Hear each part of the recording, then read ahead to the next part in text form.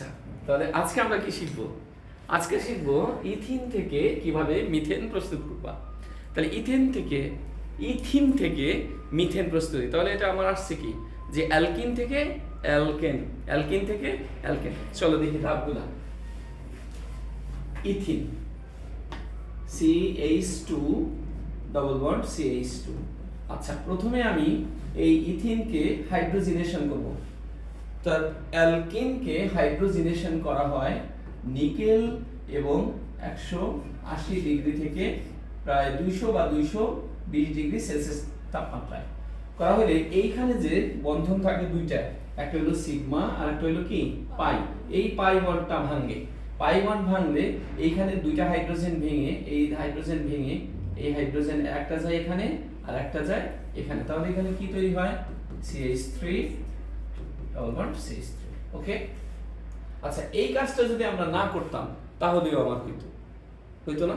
এটাকে অন্যভাবে কিভাবে করা যায়? অথবা দেখো, অথবা আমার ধাপটা আমি যদি এইরকম করতাম, CH2 ডাবল বন্ড CH2 ইথিনের সাথে HBr এর বিক্রিয়া, হাইড্রোজেন ব্রোমাইডের বিক্রিয়া। ইন্টারমিডিয়েটে আমরা এটা পড়াই মার্কোনিকভ নীতি অনুসারে, ঠিক আছে? যে মার্কোনিকভ নীতি অনুসারে এটা পড়ানো হয়। কিন্তু অ্যালকিন যেহেতু এটা একটা সম্পৃক্ত অ্যালকিন, সম্পৃক্ত যৌগ আর কি, একটা অসম্পৃক্ত অ্যালকিনের সম্পৃক্ত যৌগ। এই বন্ধনটা ভাঙবে, পাই বন্ধনটা ভাঙবে। পাই বন্ধন ভাঙলে এখানের এই যে হাইড্রোজেন এর কাছে আসবে আর এই যে ব্রোমিন গ্রুপ এই কার্বনে আসবে। তাহলে এসে কি তৈরি হয়? CH3 CH2Br। এটা হচ্ছে কি ইথাইল ব্রোমাইড, ঠিক কি না? এটা হচ্ছে ইথাইল ব্রোমাইড। কথা কি বুঝতে পারছো? Ethyl bromide. এখন এই ইথাইল ব্রোমাইড এটা হচ্ছে অ্যালকাইল হ্যালাইড CH3 CH2Br। এই অ্যালকাইল হ্যালাইডের সাথে যদি আমি জলীয় ক্ষারের বিক্রিয়া ঘটাই, অ্যাকুয়াস বেস NaOH অ্যাকুয়াস, জলীয় ক্ষারের বিক্রিয়া দিলে কি হয়?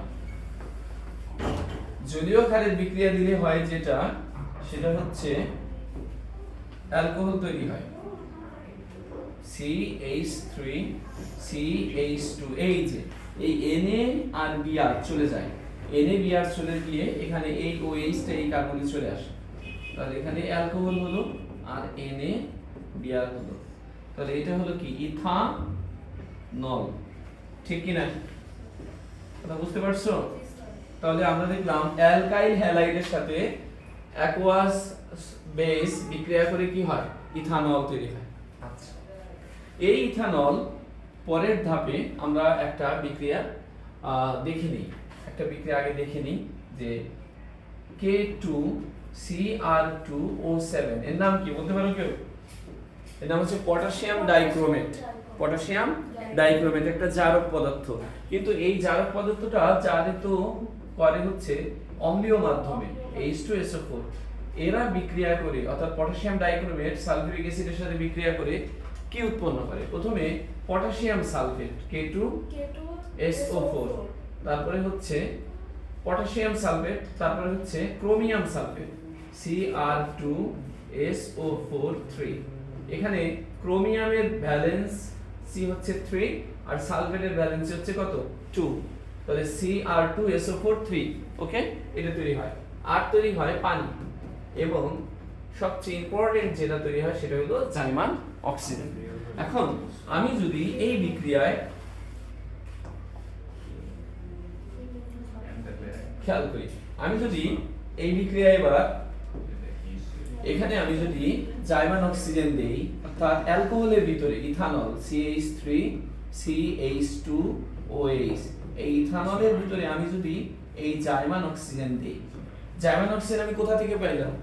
সালফিউরিক অ্যাসিড এবং পটাশিয়াম ডাইক্রোমেটের বিক্রিয়ায়। এখানে আমি লিখে দেব K2Cr2O7 H2SO4। তাহলে এই যে অ্যালকোহলিক গ্রুপটা আছে, এই অ্যালকোহলিক গ্রুপকে এই জাইমান অক্সিজেন জারিত করবে। কি করবে? জারিত করে তাকে কি করবে?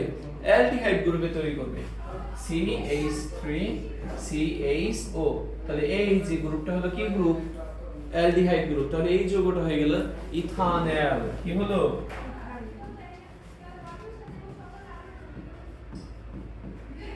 ইথানল। ওকে, এবার এই ইথানলের ভিতরে তুমি যদি আরেকবার এই কাজ করো, ইথানলের ভিতরে যদি আরেকবার সেই জার্মান অক্সিজেন দাও, K2Cr2O7 H2SO4 দাও, তখন এই অ্যালডিহাইড গ্রুপকে আবার সে অক্সিডাইজ করবে, জারিত করবে।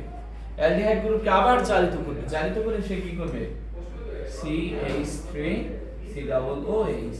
এটা হচ্ছে কি বলতে পারো?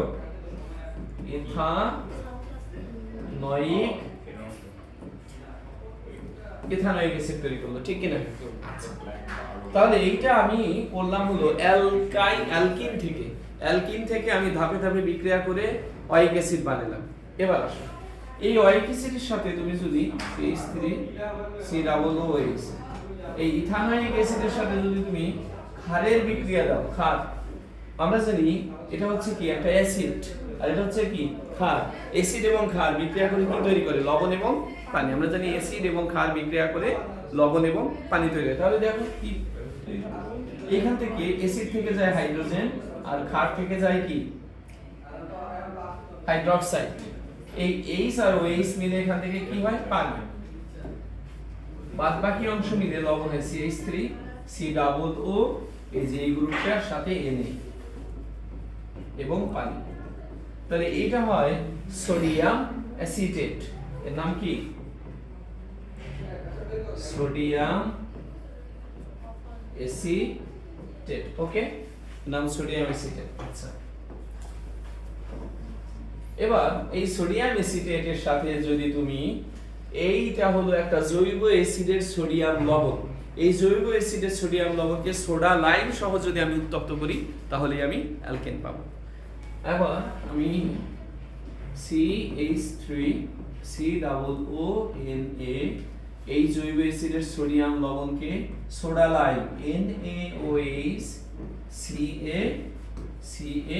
এটাই হচ্ছে সোডা লাইম, এর সাথে যদি উত্তপ্ত করি তাহলে আমি অ্যালকেন পাবো। কি পাবো? অ্যালকেন। এখন মজার ব্যাপারটা হচ্ছে এই যে বিক্রিয়ায় আমি অ্যালকেন পাবো হচ্ছে এই লবণে যেই কয়টা কার্বন থাকবে তার চাইতে এক কার্বন কম বিশিষ্ট অ্যালকেন। কি পাবো? এক কার্বন কম বিশিষ্ট অ্যালকেন। কেন এক কার্বন কম বিশিষ্ট অ্যালকেন পাবো সেটা দেখাচ্ছি। এখানে আমরা বোঝানোর জন্য, আসলে এইভাবে ঘটে না কিন্তু বোঝানোর জন্য এইভাবে করি, যে এইখানে যে হাইড্রোজেন আছে, এই হাইড্রোজেন এই মিথাইল গ্রুপের সাথে এসে আমার মিথেন তৈরি হবে। কি তৈরি হবে? মিথেন। বাকি থাকে কি দেখো তো? Na কি হয়? Na2, ঠিক কি না? আর কে থাকে? COO। তাহলে CO কয়টা? এখানে দুইটা আর এখানে একটা, তিনটা, CO3। তাহলে এটা হয় সোডিয়াম কার্বনেট। কি তৈরি হয়? Sodium carbonate. এখন দেখো এই যে লবণ তৈরি হয়েছে সোডিয়াম কার্বনেট, একে তুমি যদি একে ভাঙলে সোডিয়াম কার্বনেট যে কোনো ধাতুর কার্বনেটকে ভাঙলে, যে কোনো ধাতুর কার্বনেটকে আমি যদি ভাঙি, ওই ধাতুর অক্সাইড Na2O আর CO2 পাওয়া যায়, ঠিক কি না? এখন এইখান থেকে এই যে কার্বন ডাই অক্সাইড উড়ে গেল, কি গেল? উড়ে গেল।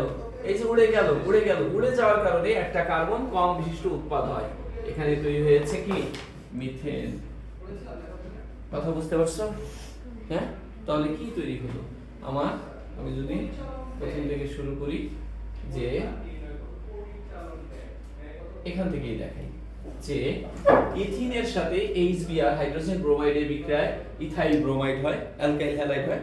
সেই অ্যালকাইল হ্যালাইডের সাথে জলীয় ক্ষারের বিক্রিয়ায় অ্যালকোহল তৈরি হয়। সেই বিক্রিয়ায় অ্যালকোহল তৈরি হয়ে গেল, এই যে অ্যালকোহল, ইথানল। এই ইথানলকে আমি যদি জারণ করাই, ইথানলকে যদি আমি জারিত করি, জারিত করব কি দিয়া? জার্মান অক্সিজেন দিয়ে। সেই জার্মান অক্সিজেন দিয়ে আমি যদি জারিত করাই তাহলে আমার তৈরি হবে কি? অ্যালডিহাইড। এই যে আমাদের অ্যালডিহাইড তৈরি হয়েছে, ইথানল। ইথানলকে আরো যদি জারিত করাই তাহলে হবে ইথানোয়িক অ্যাসিড। এবার এই অ্যাসিডের সাথে আমি যদি ক্ষারের বিক্রিয়া ঘটাই, সোডিয়াম হাইড্রোক্সাইড, এই সোডিয়াম হাইড্রোক্সাইডের বিক্রিয়া ঘটাইলে আমার তৈরি হবে একটা সোডিয়াম লবণ। জৈব অ্যাসিডের কি লবণ? সোডিয়াম লবণ। এই সোডিয়াম লবণকে যদি সোডা লাইম, এর নাম হলো সোডা, সোডিয়াম হাইড্রোক্সাইড হলো সোডা, আর এটা হলো ক্যালসিয়াম অক্সাইড হলো লাইম বা চুন। তাহলে এই কে বলা হয় সোডা লাইম। সোডা লাইম সংযুক্ত করলে এক কার্বন কম বিশিষ্ট অ্যালকেন তৈরি হয়, আর এক কার্বন কোথায় যায়, এখানে কার্বন ডাই অক্সাইড হিসেবে উড়ে যায়। ওকে, বুঝতে পারছো? Thank you very much.